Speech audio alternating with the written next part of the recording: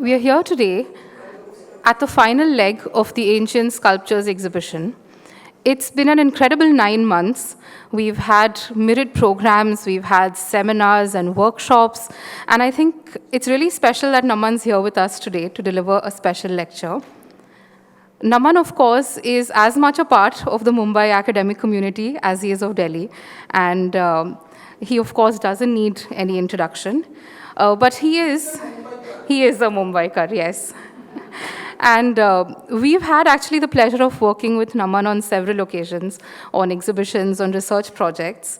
And he is, of course, a professor at JNU and also the general editor of Marg. His studies on ancient terracottas and small everyday objects examine the foundations of Indian visual aesthetics. His publications and curatorial projects, The Body in Indian Art and Thought, The Making of Modern Indian Craftsmen, Gandhara, A Confluence of Cultures, and of course India and the World, to name a few, have drawn attention to Indian iconography, transculturalism in antiquity, and the historiography of the arts and crafts movement. And now I'll invite Naman to commence the lecture. Good evening, friends. Thank you all very much for being here, for such a warm welcome. Thank you, Mr. Mukherjee. It's always lovely to be able to come and talk to you all, and the Ancient Worlds exhibition downstairs proved to be something quite appropriate, an opportunity that was rather apposite to be able to talk about this paper that I published some years ago called One Mother, Many Mother Tongues. It's a paper that came out in a more readable format in a volume of Marg called Gandhara, The Confluence of Cultures. But the original research for it had been sponsored by the Getty Foundation on a fantastic research project, which I really must acknowledge the farsightedness of Natalie Campen and Sue Alcock, who put this together. They put together a research consortium of scholars who were sort of middle-rung scholars at that time in their careers, had some experience of looking at antiquity in different parts of the world, and 20 of us were picked to join a research project that was funded by the Getty Foundation. I knew things about Indian iconography, ancient Indian religious history. I had studied Gandhara, of course, and been teaching courses on the matter.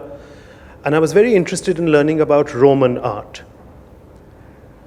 So 2 years prior to being cherry-picked for this program, we had expressed a desire to the Getty Foundation that pedagogy in India was becoming very stultified, and there were hardly any scholars in India who were willing to look outside the parameters of Indian art. And there was so much, frog in the pond kind of thinking in India.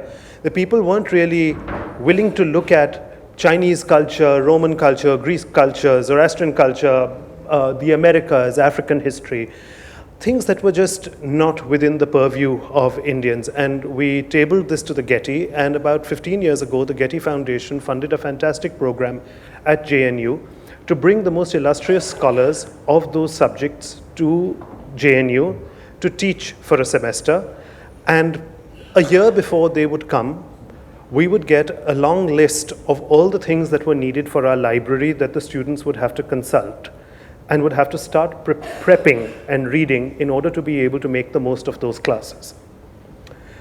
So our library grew exponentially. It was done in a very organized manner, and then the professors came to be able to teach their classes, and we held them for various subjects. At the end of that, as a result of that, the professor for Roman and Greek art, Natalie Campen, selected me to join the Getty program. And we were then put through a year of very advanced readings on late Hellenistic and early Roman art and the politics of Roman art. And then we were taken for a site seminar, which was in Greece.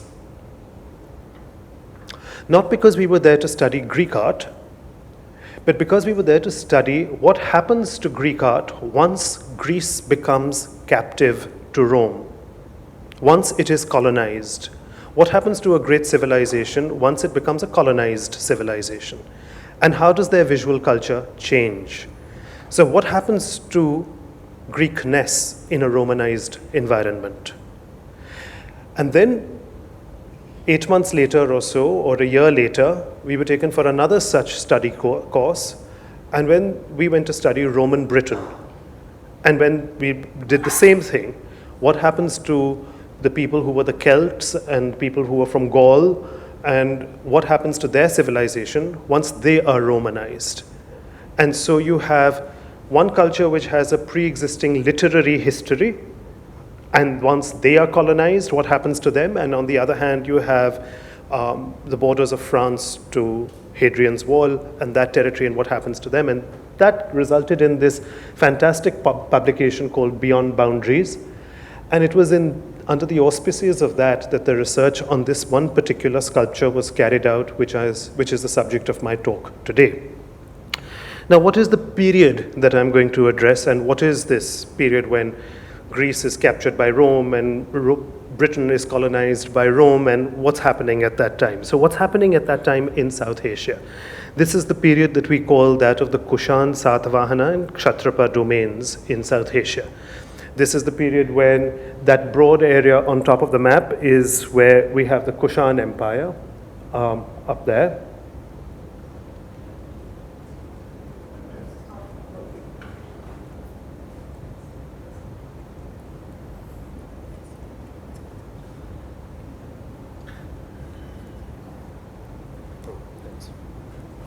Yeah, so that zone is the Kushan Empire.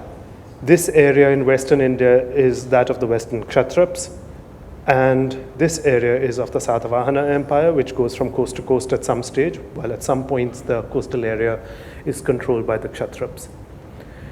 The region that I'm going to focus on during this period is the area of Gandhara, which is in the middle of Asia, and I'm going to focus really on the zone of the Peshawar Valley, which is the heartland of the Gandhara territory. And it is in this territory that I'm going to really zoom in on a small group of sites just north of Peshawar, going into the territory which is over here called Yusufzai.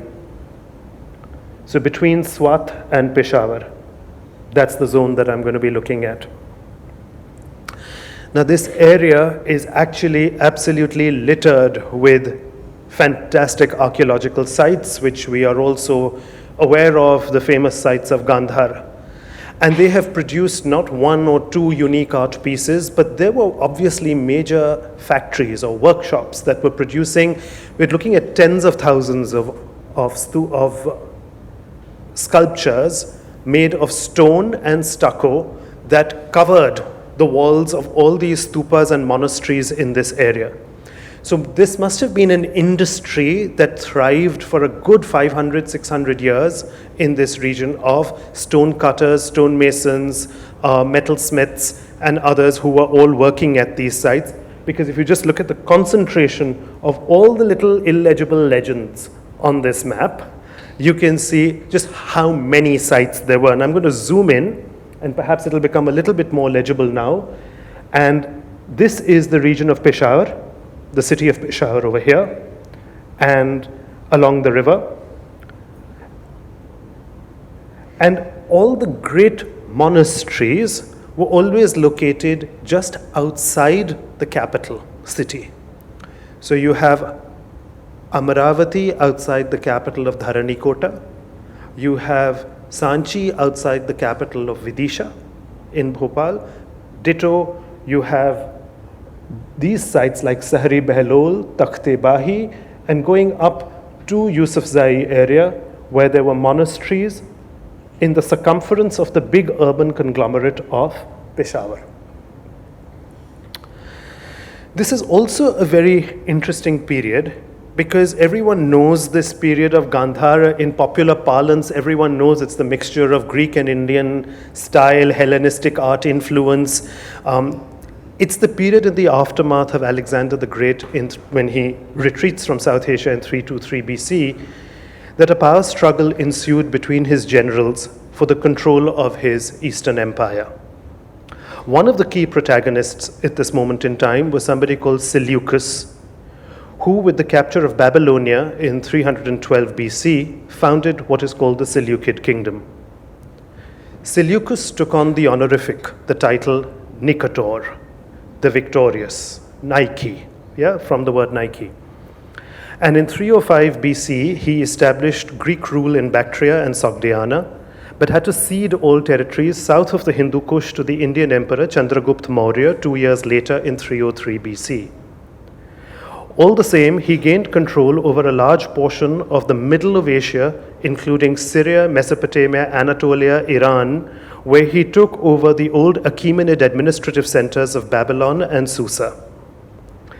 Although at the time of his assassination in 281 BC, his empire may have extended from Thrace all the way to Central Asia, that means from Greece to Central Asia, within 30 years it had all but split up, and the Parthians, Bactrians, Sogdians had all gained independence. So it became sort of fractured. The great Seleucid empire was fractured. However, for the next 200 years, the region continued to attract a number of aristocratic Greeks, generals with their armies, each of whom were connected with developments in West Asia, with Egyptian Alexandria, and were connected with Greece itself. These people are who we call the Indo-Greeks, and they brought a remarkable Hellenistic culture with them that can be seen at the cities of Ai-Khanum in Afghanistan, complete with all their trappings, objects that were to be placed in their appropriate buildings, such as an amphitheater, a gymnasium, and so on, that you would have in a Greek city. They transported all of that and they built a similar city for themselves in Afghanistan. Now, what was the nature of this diasporic community? And why were they moving to South Asia and Central Asia? And what was really going on during that 200 years? So that's going to be the subject of the broader historical background that I'm going to be coming back to in the second half of my talk. But my talk, as I said, with this little historical introduction, is really about this particular statue. A statue of this woman with a globular head with cheeks and chin gently rounded, a slightly chipped nose, the upper lip seems a bit pursed, with a narrow forehead, which projects with eyebrows in low relief over a protruding rounded eyes, which have these slightly narrowing edges and corners, which are usually thought to be Central Asian. In her lap, there is a naked child who wears a beaded armlet, a girdle of discs and ankles and showing his genitals. He reaches up with an arm with a bracelet to grasp this woman's necklace. She's obviously a feeding mother, and this is a baby playing around with the mother's necklace reaching for the breast. The backs of the hands of the goddess holding the child are flat, curving rather mechanically with rounded fingers, the right index undercut, and both little fingers wear a ring. Between her legs sits another child, and in fact, on the lower part of the relief, there are in fact several other children. So there are 7 children by her feet. The object lies in the British Museum. It was gathered in Yusufzai, but the exact location of where in Yusufzai it was picked up was never recorded. It was accessioned by the British Museum in 1886, and it has been on display for as long as anyone can remember. It's always been on display. It is datable between the 2nd to 3rd centuries AD, and it is typical of the Gandharan style of the Kushan period, made of that typical grey schist. Its bottom is set now in a modern limestone pedestal. Its back is flat with horizontal chisel grooves, which means that it was slapped against a wall in which it was set once upon a time. It's been taken out of the niche and now put on a museum pedestal. My talk today is really going to be about the identification of these 7-8 children that I see around her. The object had always been on display, but nobody had realized, everyone just thought it was a generic statue of a Buddhist mother goddess by the name of Hariti. And Hariti is a mother goddess, and therefore she would have lots of babies gamboling about her knees. and feet, and that's what everyone thought it was, until one had the privilege to be able to study a lot of Hellenistic art, a lot of Ptolemaic Egyptian art, look at the sites of Roman Mediterranean art, and suddenly one day walking by in the same old gallery that I had once worked in and never once seen all these things, I recognized the children. And something happened. I said, oh, I know who that one is. And oh, isn't that one and the other? And suddenly this jigsaw fit together. And that became quite curious, because why would there be all these different children that came from different world iconographic systems? I'm going to slowly decode each of these children for you and try and identify them so that we can actually figure out who might this figure be with his finger raised to his lips. Who might this pair of twins be as they adoringly look up towards their mother, yet they seem to be wrestling, wearing their tight dhotis or loincloths tied up. There seems to be a boy sitting exactly between her feet, with one leg flat, one leg raised, and his broken arm seems to have been raised upward, which is why it's broken off at the elbow. There's another boy over there who seems to have a bird perched on his wrist. And then there are these two strange children with these off-shoulder tunics that they wear, which come down to their mid-leg, below on their shins. And that's a very peculiar costume. And it's very unusual, and you don't find it in Indian costume. You find it in Egypt to Iran, but you don't get it in South Asia, that costume. So my contention is that the baby in Hariti's lap is Buddhist. He is Priyankara, the beloved. And that is as per the mythology of Hariti. This boy is Harpocrates, who is the son of Isis,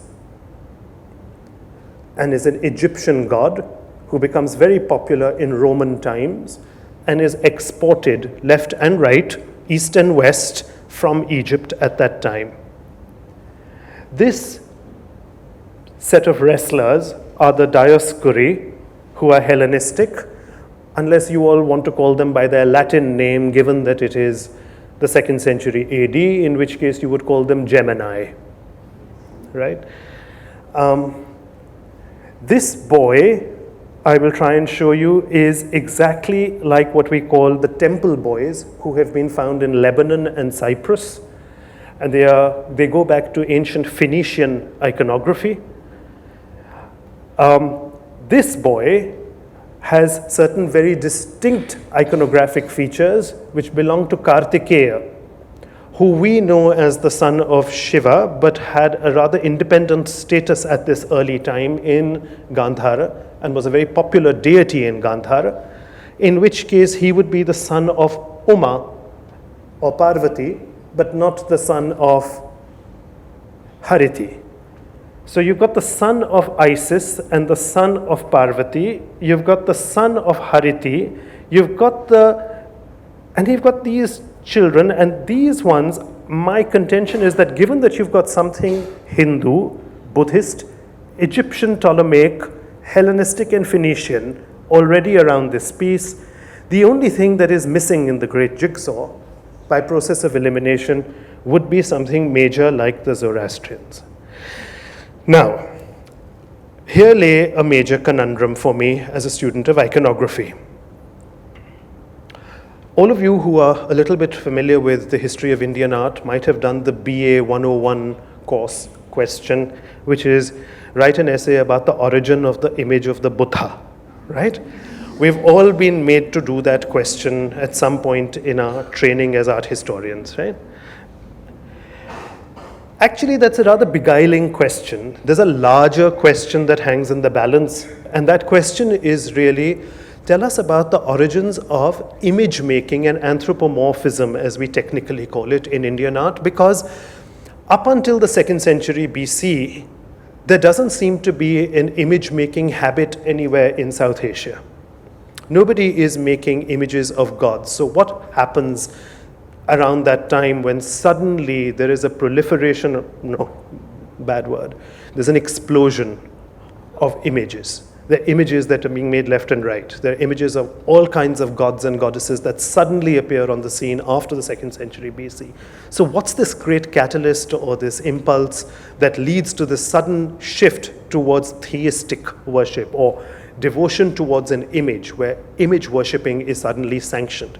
Now, we've spilt a lot of ink trying to imagine that this is because of the shift from Theravada to Mahayana. Yes, of course.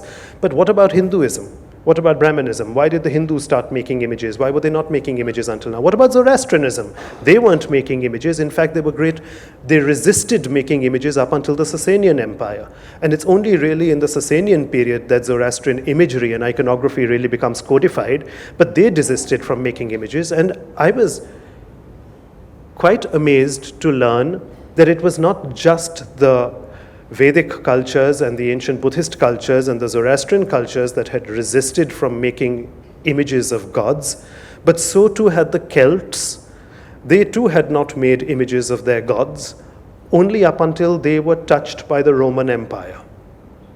It was only with the great exchange with the Hellenistic world that the great image makers who had come from Egypt, from Syria, from Mesopotamia, and from Greece, began to then impress upon these other cultures. Now, this was an old-fashioned way of thinking about the development and early spread of iconography that Kumaraswamy and others had postulated, and even before that, Alfred Fouché had postulated that there was something about the impact of the Hellenistic and Roman empires that proved to be a catalyzing force. But Kumaraswamy then began to write very polemical work about saying that we also need to keep in mind that there was an autochthonous or indigenous impulse to making images which came from the world of Nagas and Yakshas, which was not just the coming of the Greeks. And of course that is true, and all of us Indian nationalists have subscribed to that, but that didn't quite explain. That might have been true for the case of the image of Buddha himself, but what about the image of Vajrapani? What about the image of Helios, Surya, of Verithragna, or who we now call Behram, and his history and his connection with Hercules or Heracles, or the connection with Vasudeva Krishna and Hercules, and how these are Daksho, Anahita, and Lakshmi, how do they sort of coalesce at some point, or how do Nana and Durga coalesce at some point? And so there was all of this mixing of iconographies, or Yakshas and Dionysus and Shiva that were merging at some point. And so all of these admixtures were taking place precisely at this period. And so the Buddha image question is only part of a much larger question on how images were getting created at this time. So we need to bear that background in mind, that it is quite plausible that multiple civilizations and cultures of the world were coming together. Now, keeping that in mind, now let's get to the sculpture. Let's try and contextualize the meaning of this sculpture. The first thing to ask is, who is Hariti? What do we know about Hariti? Well, Hariti is a mother goddess, and she is somebody who must have existed in popular culture. She's a ogress. There's a Buddhist legend that is created, and the legend seems to have been created somewhere around the 2nd century. So it doesn't seem to be a very ancient legend going back to the origins of Buddhist society. Her name doesn't come up in the oldest of Buddhist texts, but it comes up in slightly later texts. And we find mention of her, and we find physical depictions of her from the Kushan period.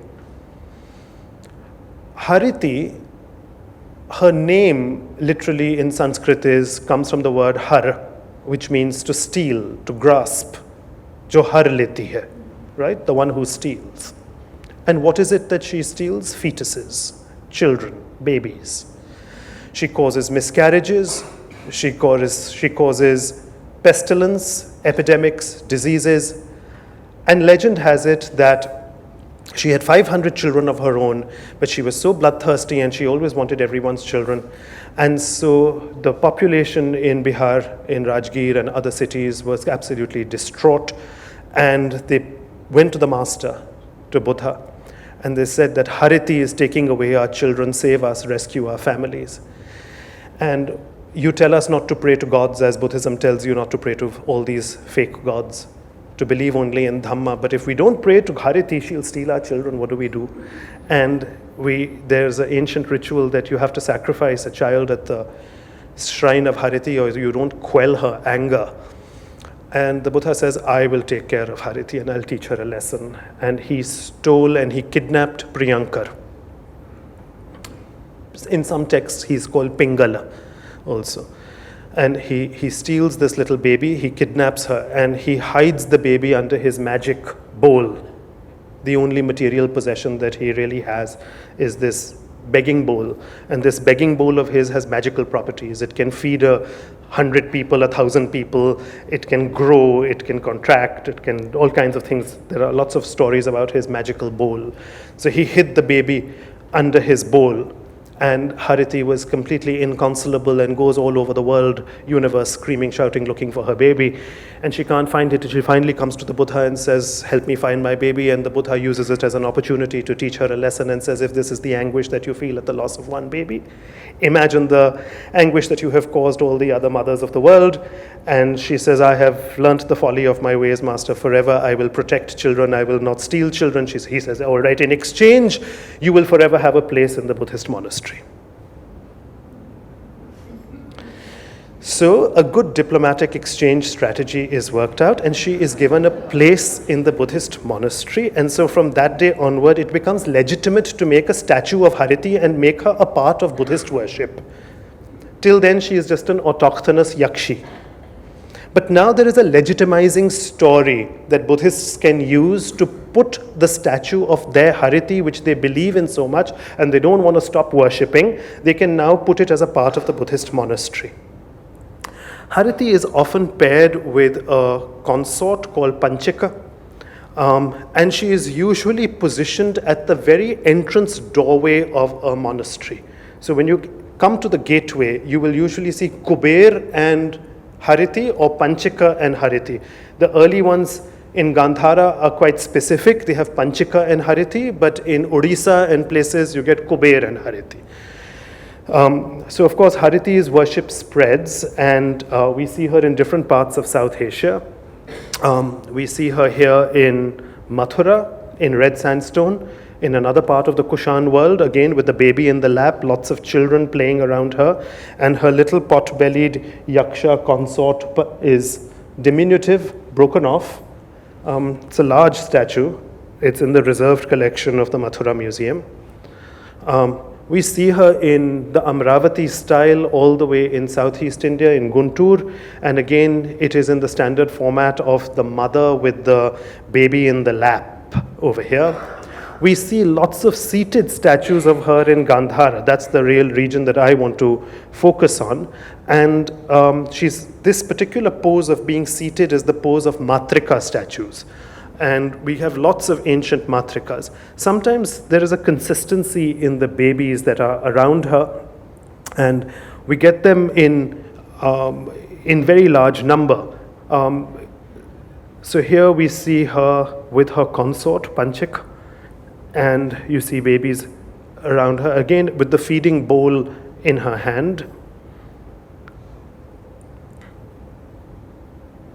And sometimes she is mixed up with the Roman goddess of fortune called Fortuna, seen with a cornucopia in her hand, with a polos crown,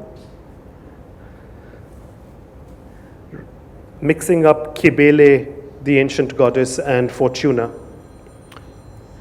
Now, apart from these, so we've seen her singly seated like a mother goddess. We've seen her paired with her consort.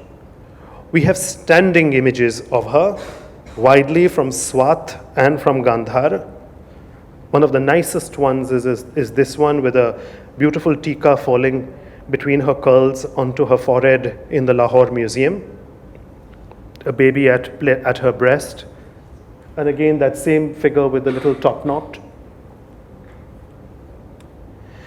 But amongst the standing ones, there is this remarkable one which is in the Chandigarh Museum now, which was found at Sikri. And Professor David Beaver whose classes I had the fortune of attending at SOAS, wrote a rather important article in 1970, which was critiqued by various writers like Anna Maria Quagliotti.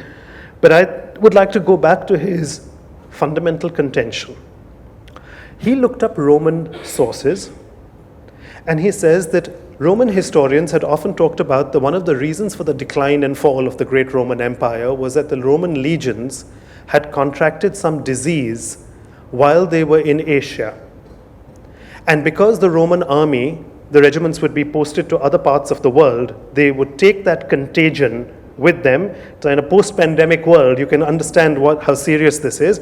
So you've got a moving, migrating army, and the army is taking biological warfare in their bodies, as it were. They're transmitting this disease to other parts of the Roman Empire, and the Roman army gets filled with this particular disease, falls victim to this pandemic, and it's always been suspected that it was something of an anthrax-related illness. Perhaps one of the poxes, rather like either smallpox or chickenpox, but some people have said it was typhus. We don't know what disease it really was, but it spreads across that period. And that is the very period in which Professor Biva said that, have you noticed that there is a huge rise of this goddess Hariti?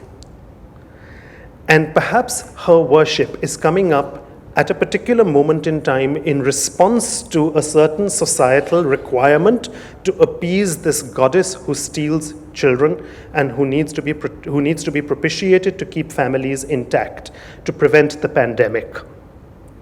So the Chandigarh Museum one is one of the grand examples because it has got an inscription which has a date on it, and it's very much within this period.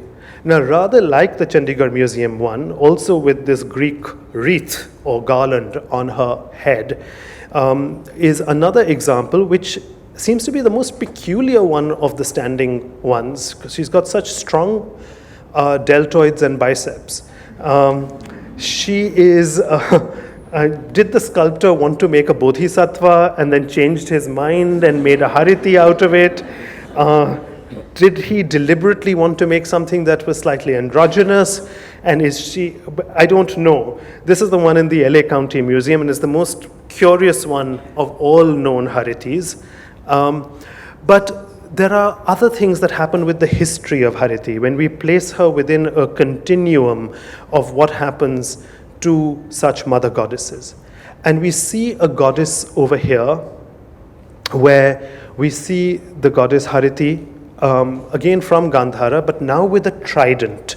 And a trident such that if I show you a color photograph, you might be able to make out that she actually has fangs. So she's gone back to her ogress-like form, but the possession of a trident also starts linking her with Durga as the protectress at this time. And so this is what is happening in late Gandhara, how these images start becoming more like Hindu goddesses of matrikas and will become like one of the Saptamatrika figures, which are known for their powerful quality that is not always disguised. Here we have an example of her still being worshipped all the way into the 8th, 9th centuries, even till the 11th century in Odisha at Ratnagiri. So this is a 7th century statue, but we know that Ratnagiri was still in use up until the 11th century. And it's at the entrance to the stupa, to the monastic complex, to the monastery complex in Odisha, where you would have had this statue of Hariti, keeping up with that very ancient tradition that I mentioned, going back, 1,000 years nearly now of this kind of worship. Now, in Tamil Nadu, we have found another goddess called Jeshta. And Jeshta too is always seen in this particular pose of being seated like a mother goddess, and lots of her statues have been found in the rivers of Tamil Nadu. And again, it has been speculated that there might have been a pandemic like Mariamman, Jeshta. In fact, if you take a minute and think about it, in your own languages, whatever language of India you speak, if you try and think about the name in your language for chickenpox,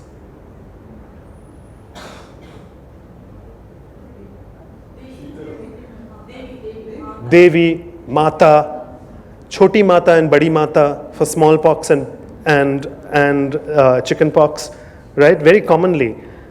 Sitala is the name of a goddess, again, yeah, Shitala Devi. Now, that means that this is the gift of the goddess, right? Shitala is somebody we pray to. So I tell you, these mothers, they can kill you. They can.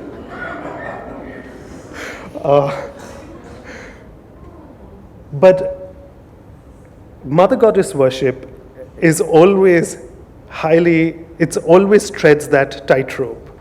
They kill you, but they cure you. They give you life, they take life, right? And so it has always been. Okay, so I'm not going to get into the long association of the poxes and the mother goddess worship that remains in South Asia.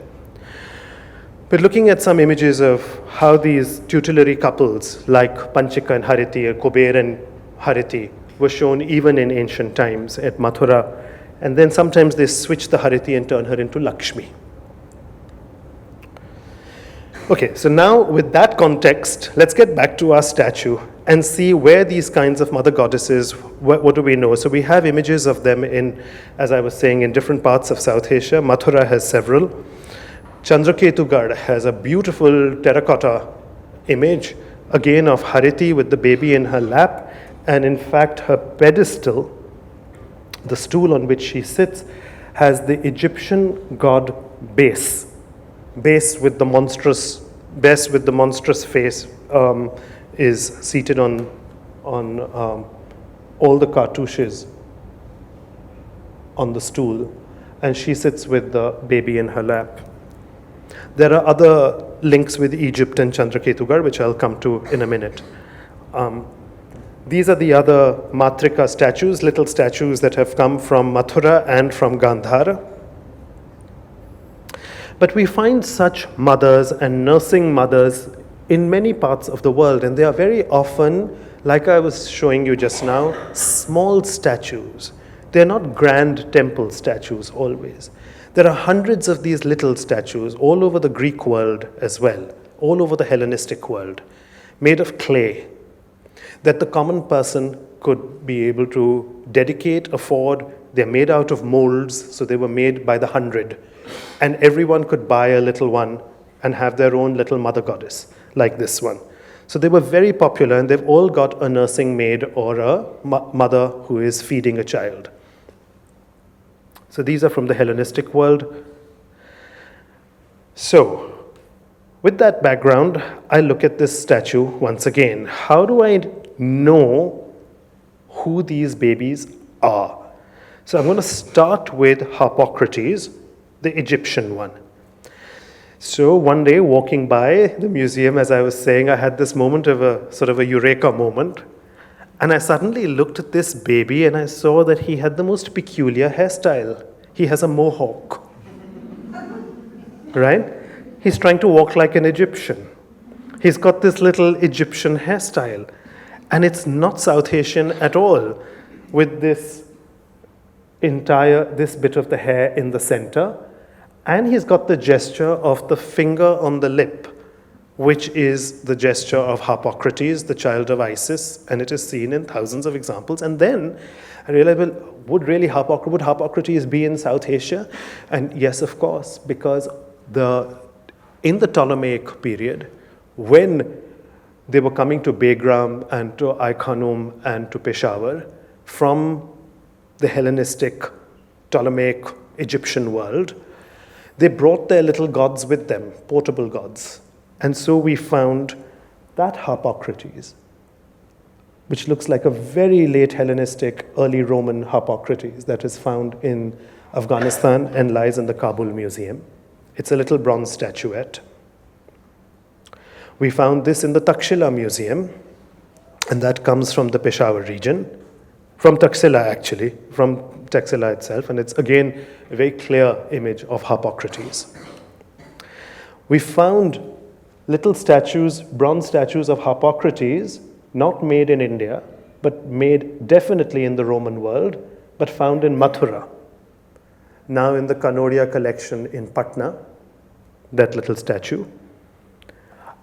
We have found statues of the baby with the finger on the lips made in the style of an Egyptian terracotta, double molded. For those of you who know, double molded technology is usually associated with Egyptian influence coming into Maharashtra and to the coastal regions, in fact, to Chandraketugad as well. And that's where that piece is from. And that terracotta doesn't come from India. It is Isis with Horus or Harpocrates, but it was found in Memphis. And it's been lying in the University College London's study collections for many years and written up as an example of the Indian influence in Egypt that James Hall had always talked about, and said that these objects don't look like they're proper Egyptian objects. They look like they're Indian influence in Egypt that is reaching Egypt. And so something is happening. It's not just things from Egypt that are coming to India, but Indian styles and icons are also moving westward. And of course, for that, we now have much more information, and I'll come to that in a minute. So there is no doubt that people who were coming from West Asia were bringing these little portable images of Harpocrates with them to South Asia, and Harpocrates had become a very popular god at this time. And they weren't just bringing them to India. We found lots of images of Harpocrates even at Hadrian's Wall and in Britain.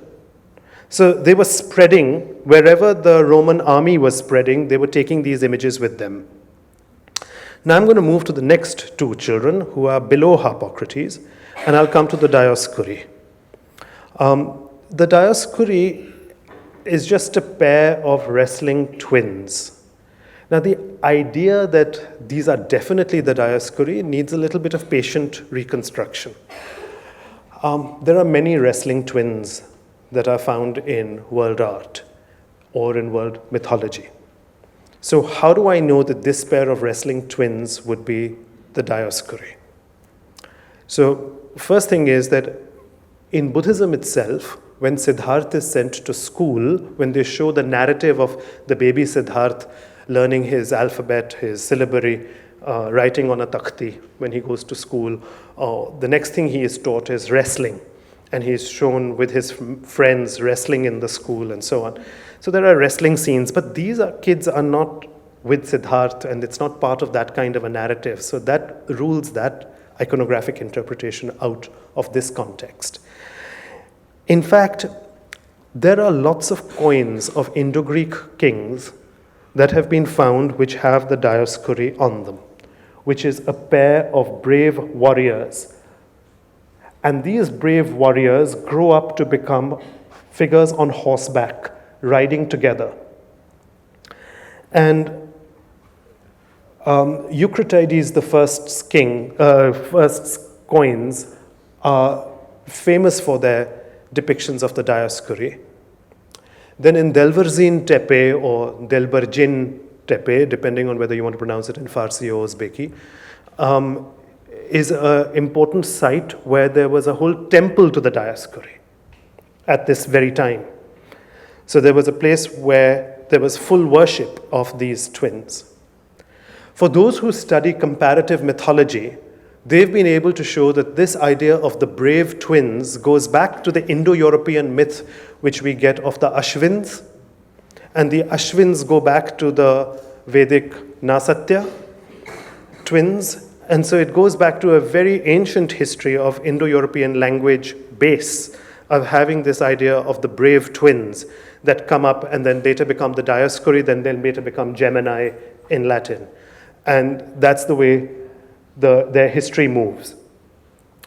So popular were they as symbols of bravery that when, for the Greek-style gymnasia that were created in the Northwest Frontier, when they made bodybuilders' weights, they put Hercules on one side and they put the wrestling Dioscuri on the other side.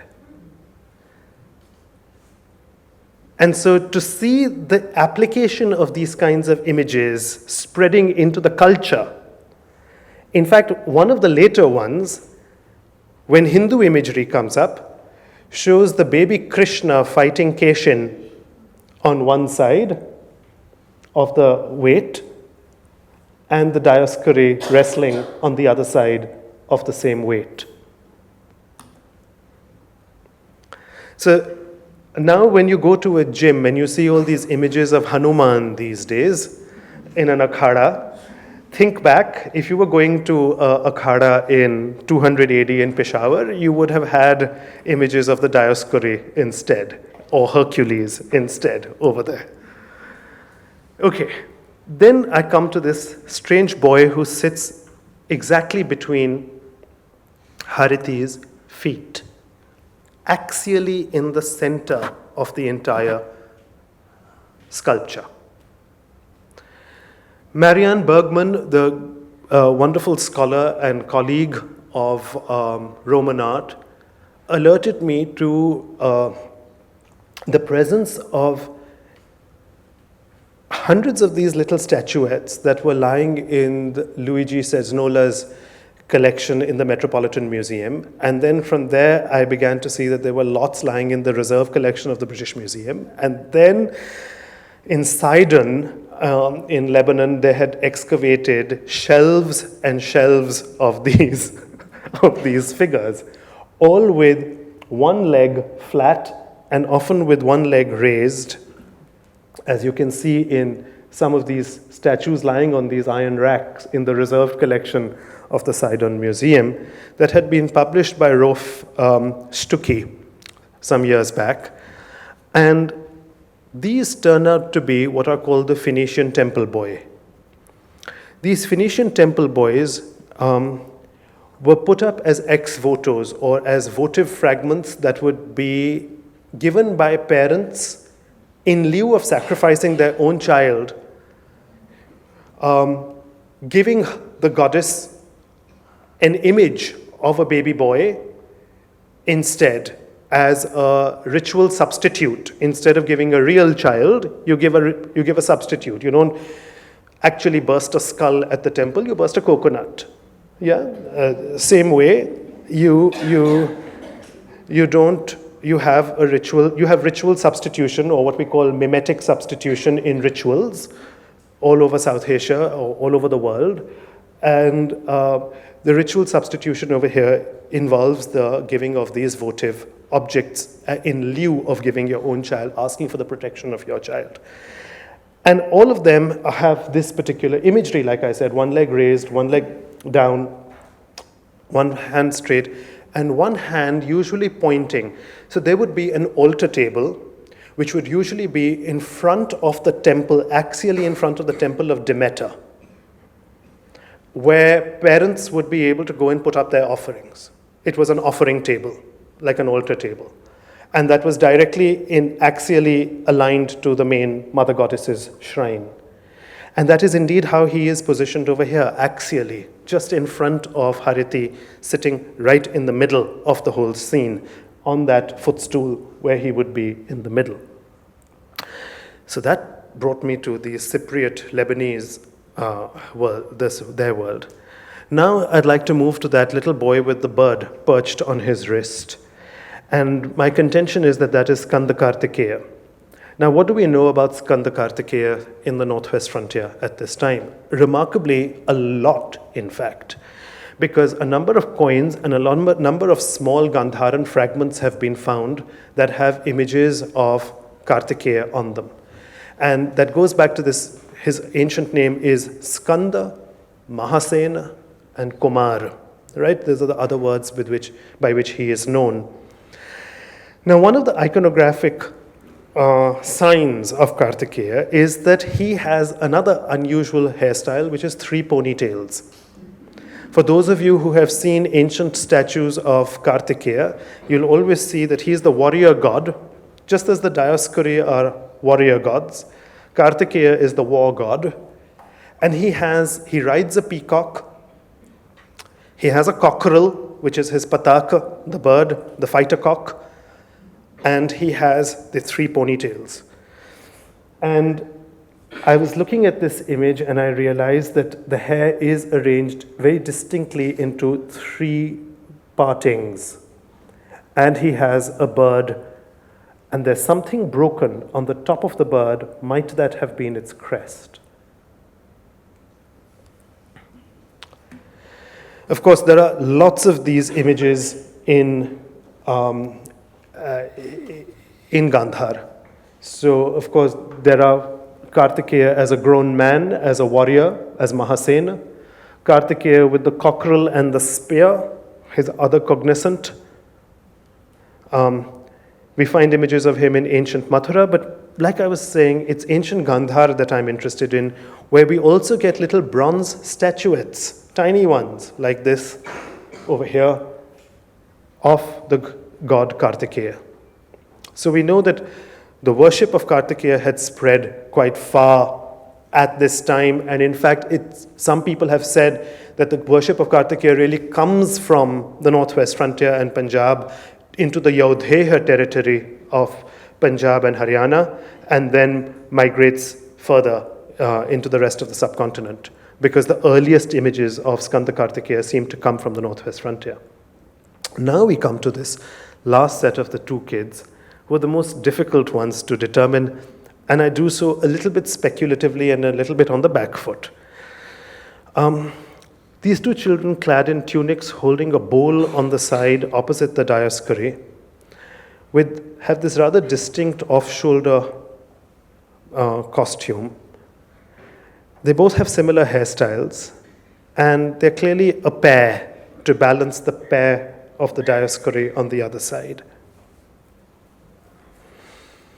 Now, neither the costume or the bowl or the cup that they hold can be specifically associated with any known images.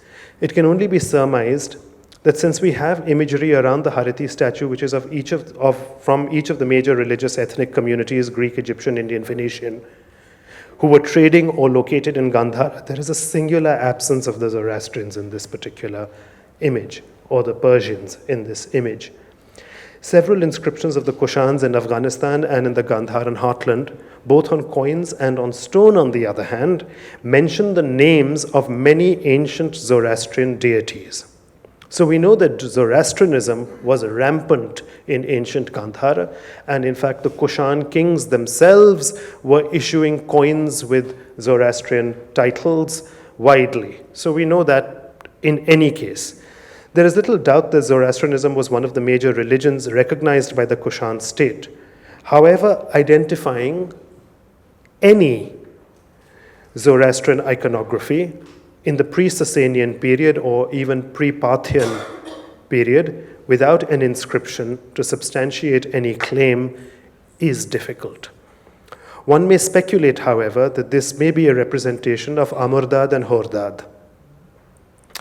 And I'll think that's the reason. That is because they are connected with the sustaining plants, food, and the fertilizing water and drink, and comprise two of the six principal amshaspantas that are respectively symbolic of immortality and wholeness. They're associated with birth stories of Zarathustra himself and are known to strengthen sacrificial offerings and are associated with divine food.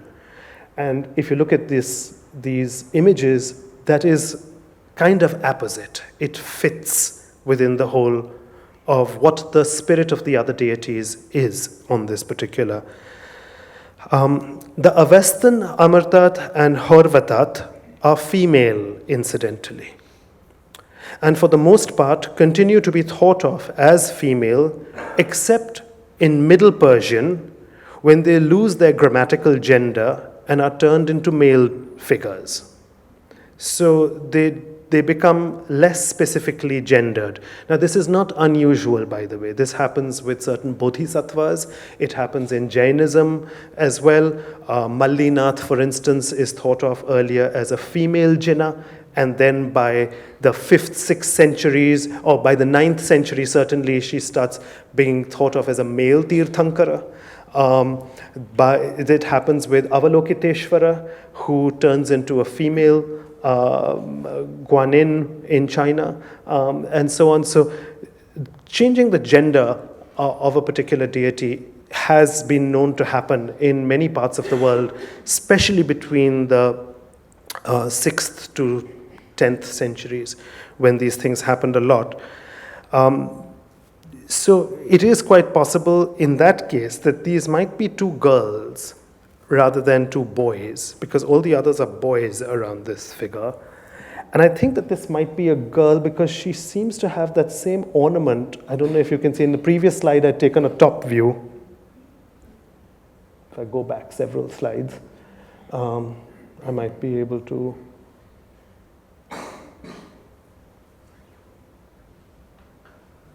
Oops, too far back. Where was it? I saw a clear view somewhere. Oh no. There was a view somewhere where I was looking down, I'd photographed it looking down at her head, and she had a little tika coming down the forehead. Never mind. This is going to take me too long to find. And there. Can you see? It's not just hair. There's actually something of an ornament that is coming down. There's something on the head. So that might be a girl, but that's speculating. Okay.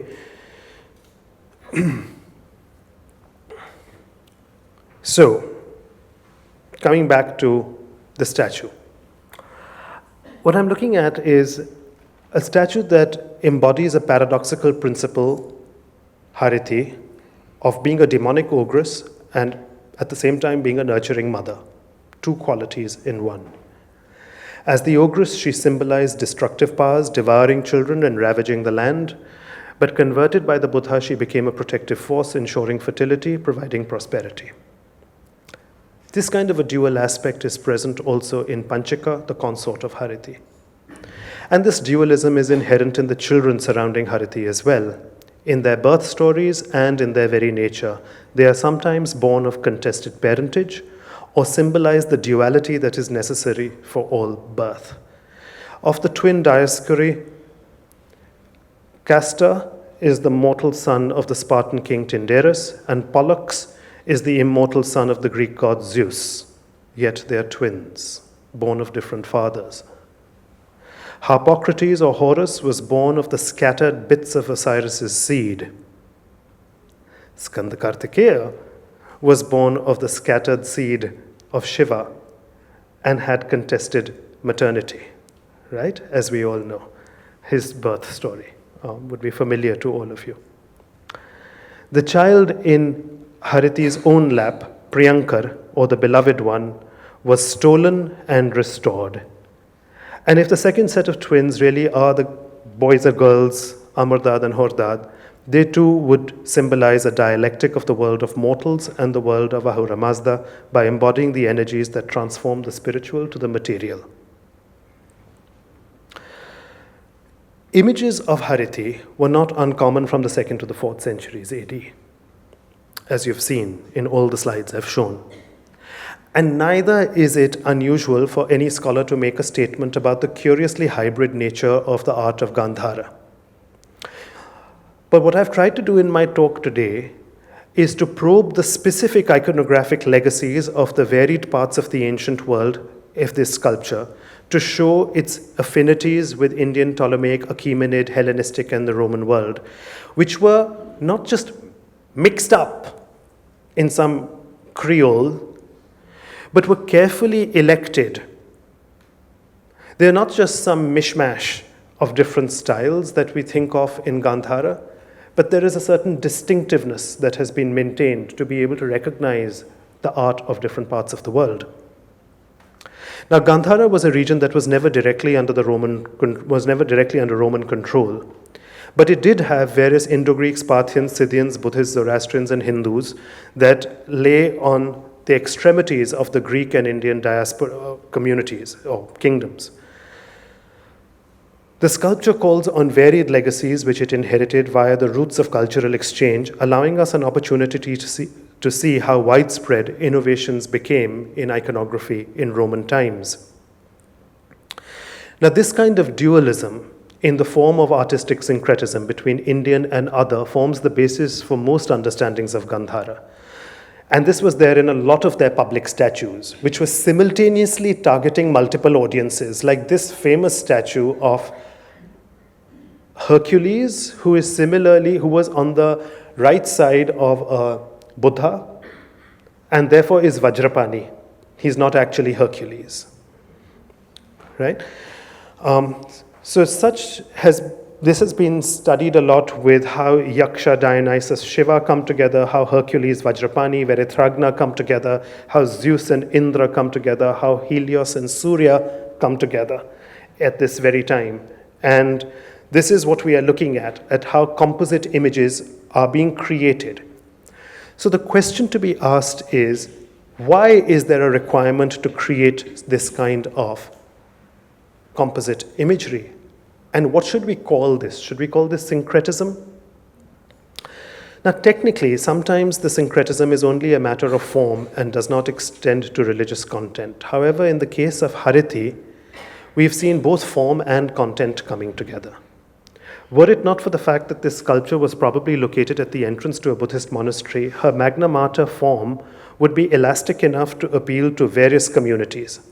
Thus, while the syncretic form may transport content, difference, which is the opposite of hybridizing, yes, of collapsing, maintaining difference, is also being used with the children. So, if you are a Hindu and you come to the monastery, you will say, "Oh, Parvati," right? If you are Greek, you will come and say Isis or Demeter. Egyptian, you'll say Isis. Somebody will say Demeter. And this particular form of the mother with the baby in the lap like this will soon become the prototype for making the Madonna, the Virgin image, which has not yet been invented, right? But is a direct lift-off from this. Just as I looked at the history of such an image in South Asia, if I was looking at the history of this image in Western art, I would put not an image of Durga, which flowed on the eastern side, but I would put an image of the Madonna and Child on the western side of the world as the direct evolution of this particular image.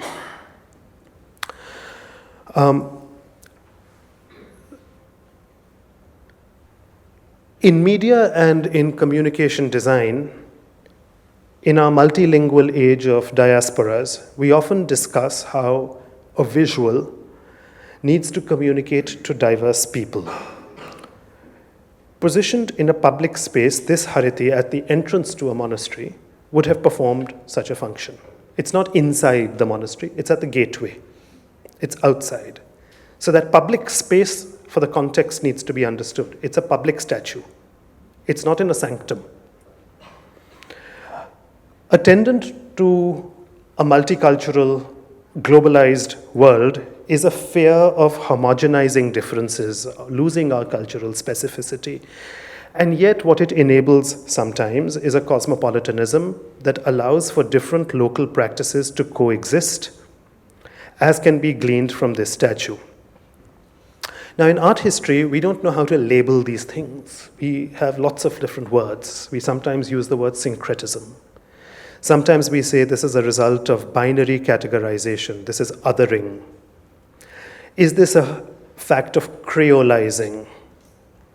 In post-colonial language studies, for those of you who've read Homi Bhabha's work and so on, you know that there's a post-colonial Creole where we're all using English in our own ways, right? As a result of having had the empire, right? And so we've now adopted English and we use it in our own ways. And is it a Creole or is it actually English? Is it Indian English? Is it our identity? Is it not our identity, right? So using post-colonial studies as a framework, we can actually use many of these labels and see that what is it that is really happening with this image? How do we think about this image? Now, one of the things we need to understand is that much of Asia at this time is using Greek as the lingua franca for trade. Even in a Romanized world, by the 2nd century AD, what's really going on in the history of the world at this time? As I was saying, Greece had been captured by Rome, And public monuments in Greece were no longer being able to carry Greek inscriptions on them. They were being forced to use Latin. So where were the Greeks, the great Dionysiac Greeks, the ancient Greeks, the elite Greeks? Where were they going?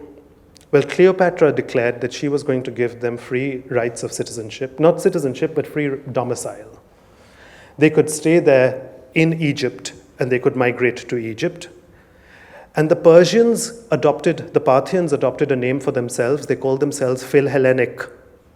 Philhellenic, friends of the Hellenes, of the Greeks. Friends of the Greeks. They gave them right of free domicile too. So the Greeks had the right to be able to escape to both Egypt and to Iran, and we know they moved to Central Asia and South Asia at this time.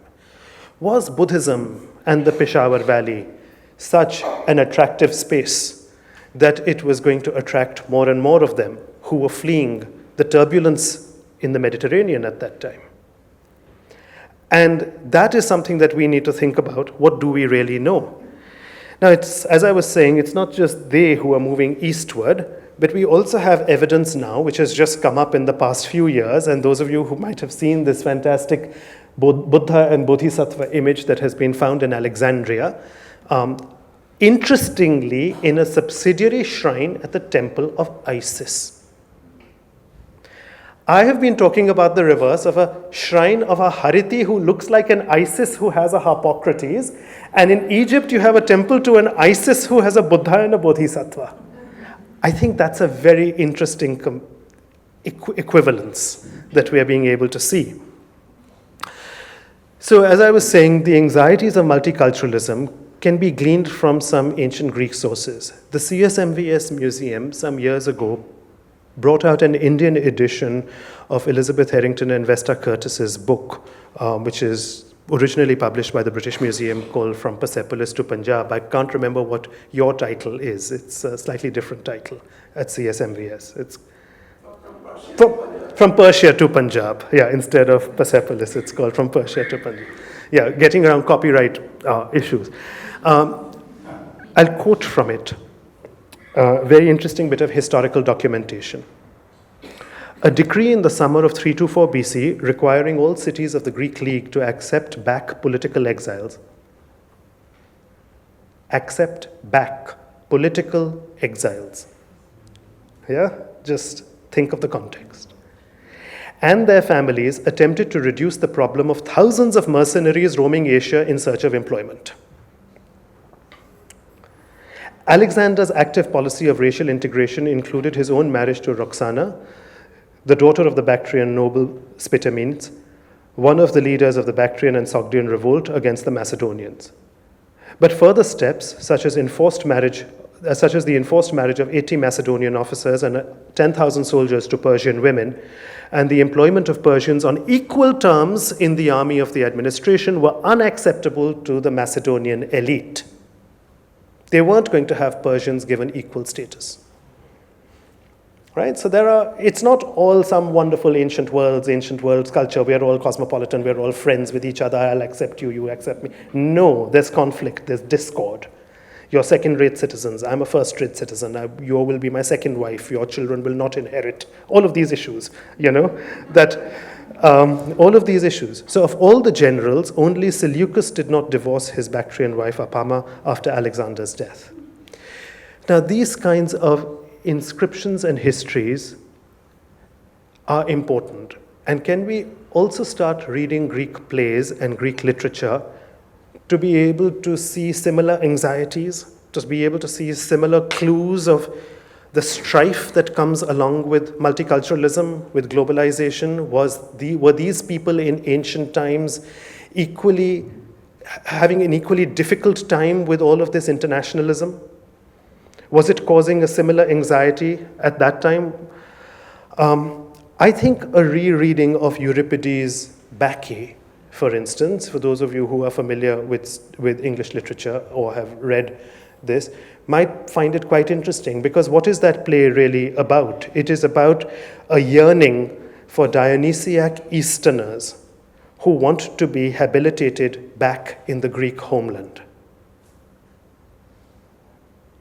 What would be a context in which that play would be staged in Athens, where there are these people who live in the East who are yearning, the Maenads and others are yearning to come back to Greece and to be able to be domiciled once more in Greece? Why would a myth and a play like that have an audience in the amphitheaters of the Greek world?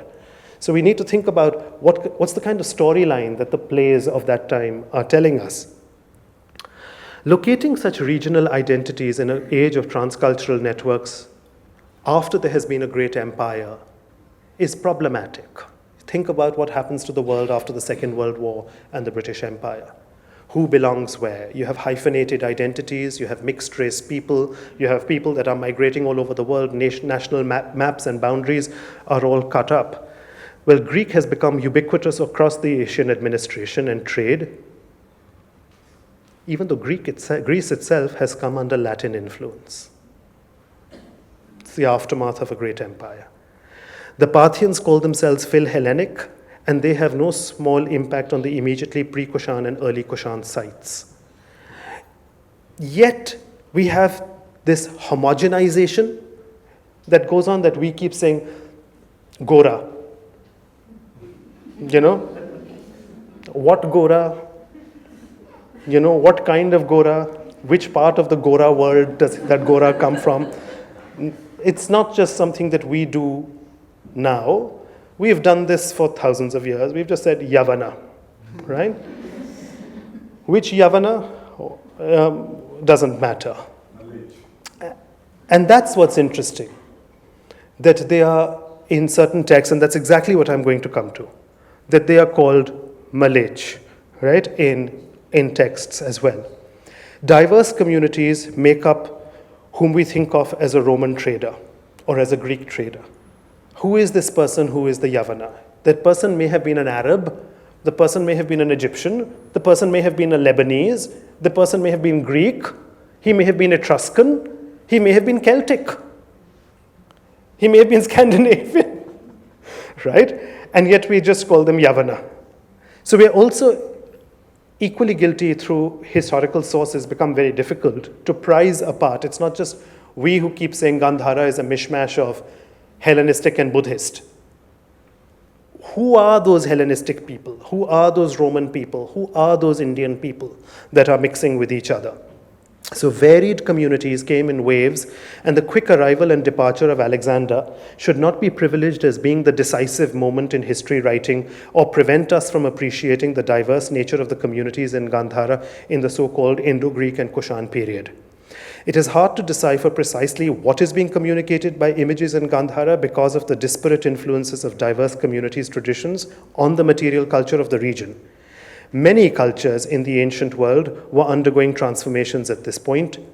How the language of the conqueror itself becomes the one through which regional, local identities begin to be articulated is something we understand much better through post-colonial studies, to see how provinces articulated their agency through the language of the conqueror. And something like that is happening with this Isis, Demeter, Hariti, Matrika, Uma, where regional identities are expressing themselves through this homogenizing force. So there's something homogenizing, but there is something about the articulation of difference together.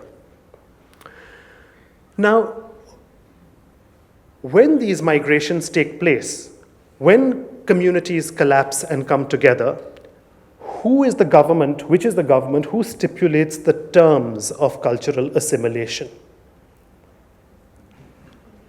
These are very important things. Look at the fight back between the arguments that you find, for instance, with the American election right now, and the polarization that is happening, or how this polarization works with the rise of right-wing governments all over the world that try and prevent immigration, right? How do the narratives pan out? Who stipulates the terms of cultural assimilation? Perhaps one can see that the terms of assimilation or integration in society were being stipulated over here in Gandhara by Buddhism.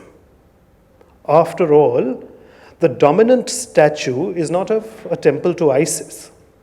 It's a temple to a Buddhist monastery, which is a statue for Hariti. So Hariti is willing to accommodate difference. It's not that all world cultures have equal status to live equally. Hariti, Buddhism is stipulating the terms at which she is willing to have the subject populations of these diverse cultures. Right? Ancient textual references also reveal the culture of Gandhara was transforming by the 3rd century AD, and Brahmanical texts also record the terms of assimilation and cultural shift. We just need to read them through a different lens. This binary must be recognized as the binary of putting, when people call it Indo-Greek and Buddhist Hellenistic, I think that's just too simplistic. We can actually see the terms of assimilation, which is what I want to focus on. And I've got 3 slides left. That's it. A study to the references of the references to Yavanas, foreigners from the West, in several Indian texts, although they're not all from Gandhara, and inscriptions, reveals the changing attitude towards these Yavanas. In the 4th century, if not earlier, texts like the Jain Prakrit Angavidya, the Yavanas are clubbed along with the Dravidas and Mundas as Malecha, those of mixed caste. Yet earlier, at the time of the Mahabharata, an indigenous origin for some Yavanas had been concocted as having descended from Yayati on the one hand, and on the other hand from the holy cow Vashishta.